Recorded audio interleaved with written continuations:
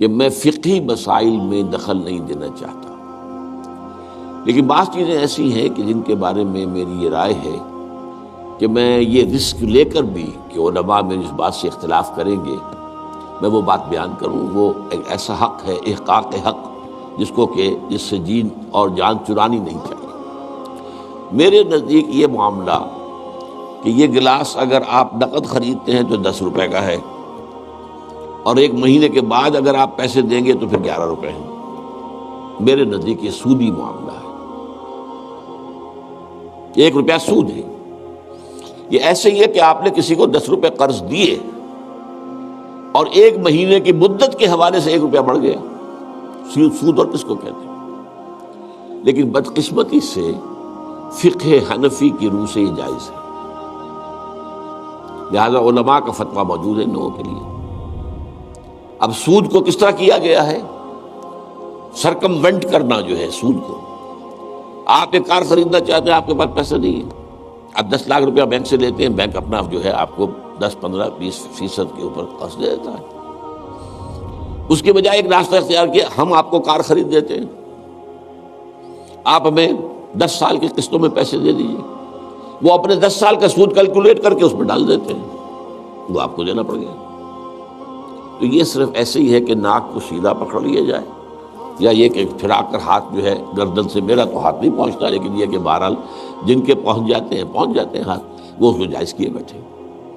تو میرے نزدیک اصل میں یہ آپ کے سامنے ایک بڑی یعنی دین کی حکمت اور فلسفے کے اعتبار سے بہت اہم بات ہے جو اب کہنے چلا ہوں۔ دیکھیے، آپ کو معلوم ہے کہ حق و باطل کے درمیان کشاکش اور کشمکش اور جنگ یہ تو اول روز سے ہے، ستیزہ کار رہا ہے ازل سے تا امروز، چراغ مصطفی سے شرار بولہوی۔ نتیجہ کیا ہے؟ حق غالب آتا ہے، کچھ عرصے کے بعد پھر باطل سامنے آ جاتا ہے، پھر کوئی اللہ نے نبی بھیجا، پھر حق کو غالب کیا، پھر اس کے اوپر بعد میں کچھ عرصے کے بعد پھر باطل سامنے آ گیا، شیطان نے پھر غلبہ کر لیا۔ یہی ہوتا آیا ہے۔ خلافت راشدہ کے ختم ہونے کے بعد سب سے پہلی خرابی کیا آئی؟ ملوکیت آ گئی۔ اب موروثی ملوکیت ہے۔ ملوکیت کیا ہے؟ جس کی لاٹھی اس کا بھینس، جس کے بعد طاقت ہے وہ آئے اور حکومت کے اوپر قابض ہو جائے۔ اب کہلاتے خلفاء تھے، وہ خلفاء تو نہیں تھے، بادشاہ تھے۔ وہ بنو امیہ کے ہوں، بنو عباس کے ہوں، یا ترک ہوں، یہ بادشاہ تھے، کہتے تھے خلفاء اپنے آپ کو۔ ایک معنی میں تھا کہ ظاہر بات ہے اپنی اس حاکمیت مطلقہ کے مدعی وہ نہیں تھے، حاکم اللہ ہی کو مانتے تھے، لیکن وہ خلافت راشدہ کا نظام جو تھا وہ دنیا میں دوبارہ نہیں آیا۔ اس ملوکیت میں آ کر ظاہر بات ہے دین میں جو فساد برپا کیا ہے، وہ نماز روزے میں کوئی فساد پیدا کرنے کی انہیں ضرورت ہی نہیں تھی، پڑھے جاؤ بھائی نماز، ٹھیک طریقے سے پڑھے جاؤ۔ لیکن ان کو مالی معاملات کے اندر ملوکیت کا معاملہ جو ہے وہ تو اس کے ساتھ باپ ہوتا ہے۔ سب سے پہلی خرابی یہ پیدا ہوئی کہ جاگیرداری، اسلام میں کوئی جاگیرداری نہیں۔ اسلام میں یہ جو ایبسینٹی لینڈ لارڈزم ہے یہ بھی جائز نہیں ہے۔ امام ابو حنیفہ کے نزدیک حرام، امام مالک کے نزدیک حرام، امام شافعی کے نزدیک حرام۔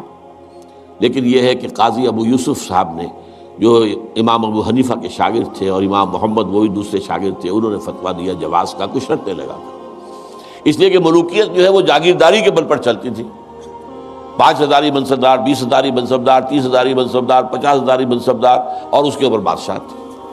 ظاہر بات ہے کہ اس میں تو اس کی ضرورت تھی کہ لوگ جو ہے کاشت کریں دوسرے کے لیے، اور اسی طریقے سے نقد کے اندر یہ رقم کے اندر اضافہ کر کے اور بیک ڈور سے سود داخل ہو گیا ہے۔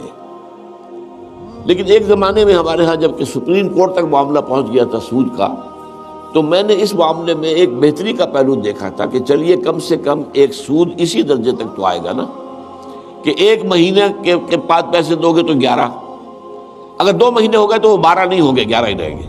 یعنی ایک انیشل سٹیج پر تو سود آ گیا، لیکن اس کے بعد وہ پرپیچویٹ نہیں کر رہا، بڑھ نہیں رہا ہے۔ 3 مہینے کے بعد 13 نہیں ہوں گے، رہیں گے وہی 11 ہی۔ تو کم سے کم یہ کہ لمیٹیشن تھی۔ اب یہاں قسطوں نے اس لمیٹیشن کو بھی ختم کر دیا۔